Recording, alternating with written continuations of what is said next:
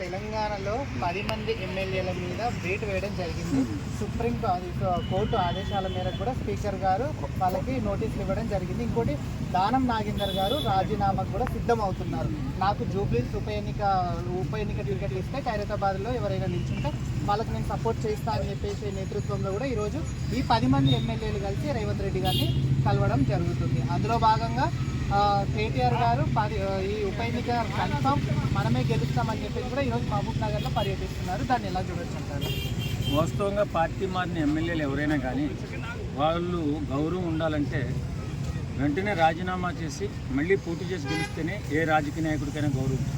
అంతే తప్ప ఇష్టానుసారం పార్టీలు మారిపోయి విలువలు లేకుండా రాజకీయాలలో ఇష్టానుసారం తిరుగుతూ ఉంటే ప్రజల పట్ల వాల్యూ ఉండదు, వాళ్ళకి ప్రభుత్వంలోనూ వాల్యూ ఉండదు. కాబట్టి ఇప్పుడు స్పీకర్ గారు సస్పెండ్ చేసే ముందే వీళ్ళే రాజీనామా చేస్తే గౌరవంగా ఉంటుంది, రాజీనామా చేసి గెలిస్తే ఇంకా గౌరవంగా ఉంటుంది.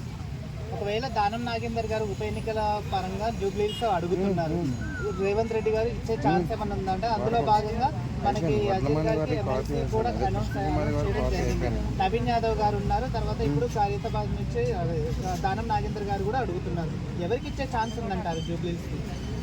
నేను అనేది ఏంటంటే స్థానికంగా ఉన్నటువంటి నాయకులు, ఇక్కడ కుర్రోళ్ళు యంగ్స్టర్స్ చాలామంది ఉన్నారు, సూపర్ స్టార్లు, వాళ్ళకి ఇవ్వాలా. ఈ దానం నాగేంద్ర వస్తాడనో లేకపోతే ఇంకోటి వస్తాడనో అలా చేయకూడదు. ఎందుకంటే ఇక్కడ ఉన్నటువంటి జూబ్లీస్లో ఉన్నటువంటి నాయకుల్ని ఎందుకు గుర్తించట్లేదు? ఇక్కడ 2-3 ఉన్నారు కుర్రోళ్ళు, మన నవీన్ యాదవ్ గారు కానీ, మన రెడ్డి ఇది మన మర్చిపోతాను నేను పేరు, మన Rahmatnagar division corporator CN Reddy గారు, మరి అలాంటి కుర్రోళ్ళు ఉన్నారు కదా, వాళ్ళని కొంచెం వాళ్ళకి అవకాశాలు ఇస్తే వాళ్ళు బ్రహ్మాండంగా పనిచేస్తారు, ఫాస్ట్గా పనిచేస్తారు. ఇప్పుడు సిఎన్ రెడ్డి గారి గురించి 2 మాటలు చెప్తాను. మన రహమత్నగర్ డివిజన్లో ఎక్కడ ఏ చిన్న కార్యక్రమం ఉన్నా సరే దగ్గరుండి నిలబడి అన్ని పనులు పూర్తయిన దాకా కూడా అతను అక్కడే నిలబడి పనిచేస్తాడు. ఆయన మనిషి చిన్నగానే కనిపిస్తాడు కానీ పని పెద్దగా చేస్తాడు. మరి అలాంటి వాళ్ళని గుర్తించేవాళ్ళు, కానీ పెద్ద పెద్ద బడా నాయకులు దానా నాగేంద్ర గారు లేకపోతే ఇంకోడు వచ్చి ఇక్కడ జూబ్లీస్ నియోజకవర్గాల్లో నిలబడితే మరి ఇక్కడ ఉన్న వాళ్ళు పనికి పోవాలంటే వాడు ఎక్కడ ఉంటాడో అక్కడ పోవాలా? వాస్తవంగా చెప్పండి. ఇప్పుడు ఎవరో వచ్చి ఇక్కడ నాయకుడు గెలుస్తాడు, ఆ గెలిచిన నాయకుడు ఇంటికి వెళ్ళి మన పని చేయించుకోవాలా? లేకపోతే దానం నాగేంద్ర గారు లేకపోతే ఇంకా కొంతమంది పేర్లు వినపడుతున్నాయి, మరి వాళ్ళు గెలిస్తే మనం పని అక్కడ పోయి చేయించుకోవాలా? ఇప్పుడు మన ఇంట్లో మనవాడికి మన మీద ప్రేమ ఉంటుంది తప్ప బయట వాడికి ఎందుకు ప్రేమ ఉంటుంది? మనకి ఇక్కడ ఆకలిస్తుందంటే మన ఇంట్లో మన భోజనం ఉంటుంది. అలాగే మన దగ్గరలో ఉన్నటువంటి మన కుర్రోళ్ళని గెలిపించుకుంటే మనకు గబక్కన ఏదన్నా ఒక ఇబ్బంది అయినా, ఏదైనా కావాలన్నా, రోడ్డు బాగోలేదనో లేకపోతే మన నల్లాలు బాగోలేదు, ఏదైనా సరే దక్కమని వెళ్ళి చేయించుకుంటాం. చుట్టుపక్కల కొంతమంది కుర్రోళ్ళు నాయకులు తయారవుతారు, వాళ్ళతో చెప్పినా గబక్కన పని అయిపోతుంది. అంతే తప్ప బయట నుంచి ఎవరో వచ్చి ఇక్కడ జూబ్లీస్తో నిలబడి మేమేదో పెత్తనం చెలాయిస్తామంటే మాత్రం జూబ్లీస్ ప్రజలు అంత అమాయకులు కాదు. ఇక్కడ మనిషి మంచోడైతే జూబ్లీస్ ప్రజలు ఖచ్చితంగా గెలిపిస్తారు. అలాగే మాగంటి గోపీనాథ్ గారిని 3 సార్లు గెలిపించడానికి కారణం ఆయన పరిగెత్తుకుంటూ వచ్చి పనిచేసేవాడు, లేకపోతే వాళ్ళ అనుచరులు పనిచేసేవాడు. కాబట్టి 3 సార్లు గెలిపించుకున్నాం. ఈవేళ ఇక్కడున్నటువంటి నాయకుల్ని సిఎన్ రెడ్డి గారిని కానీ లేకపోతే నవీన్ యాదవ్ గారిని కానీ వీళ్ళు ఎవరిలో ఒకరికి టికెట్ ఇస్తే బాగుంటుందని నేను అనుకుంటాను. రైట్. ఇప్పుడు ఈ తెలంగాణలో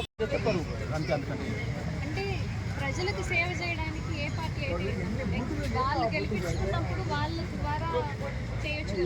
నేను అదే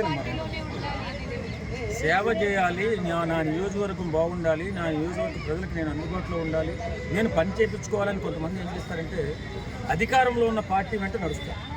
వాస్తవంగా చాలామందికి కొంతమంది అవకాశం కోసం, కొంతమంది ఏం చేస్తారంటే మంత్రి పదవుల కోసం లేకపోతే అధికారాన్ని అడ్డు పెట్టుకుని ఏదైనా సంపాదించుకోవాలనుకున్న వాళ్ళు అవకాశవాదులు. కానీ కొంతమంది మానవతావాదులు ఉంటారు, వాళ్ళు కూడా అధికార పార్టీకే వర్త పలుకుతారు. ఇందులో ఏది ఏమైనా ఇటు మానవత్వమైనా అన్యాయమైనా ఏదైనా సరే మనకు గౌరవం దక్కాలంటే మనం మన పదవికి రాజీనామా చేసి గెలవడం అనేది ఒకటి.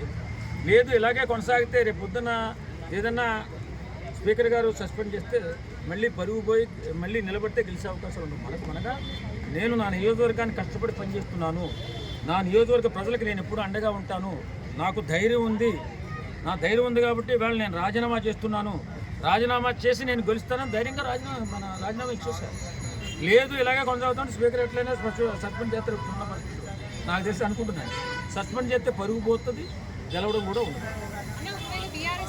నుంచి గెలిస్తే మళ్ళీ పార్టీ నుంచి అధికంగా వీళ్ళు బీఆర్ఎస్ వాళ్ళు ఒకవేళ అయ్యి ఉన్నారు అని అంటే మళ్ళీ ప్రభుత్వం మారే అవకాశం ఏమైనా ఉందా? అట్లేమో ఇప్పుడు 10 సీట్లు రాజీనామా చేస్తే 10 సీట్లు గెలుస్తారు. ఒకవేళ గెలిచినా అందులో కొన్ని సీట్లు గెలుస్తారేమో ఎవరు చెప్పలేరు కదా. కాబట్టి సీట్లు పెరిగేది ఏముండదు ఆ 10 సీట్లే కాబట్టి ప్రభుత్వానికి వచ్చిన ఇబ్బంది ఏముండదు.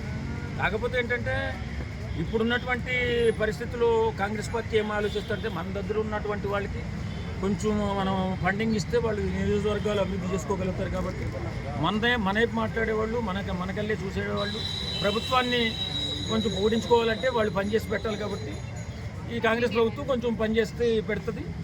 పెట్టినందువల్ల వాడు ఏ నియోజకవర్గం అయితే ఉందో వాళ్ళ ప్రజల కోరికలు తీర్చుకోవడానికి అవకాశం ఉంది. అలాగే కవిత సస్పెండ్ గురించి ఏం మాట్లాడుతున్నారు?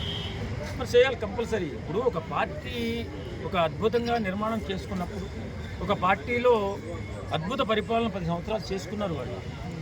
తర్వాత తెలంగాణ రావడానికి అకుంఠిత దీక్ష చేసి కేసీఆర్ గారు తెలంగాణ కోసం మన నీళ్లు మన నిధులు మాకు కావాలి, మాకు గౌరవం లేదు కాబట్టి మా తెలంగాణ మాకు ఇవ్వండి అని అనిశ్చిత పోరాటం చేసి తెచ్చుకున్నారు.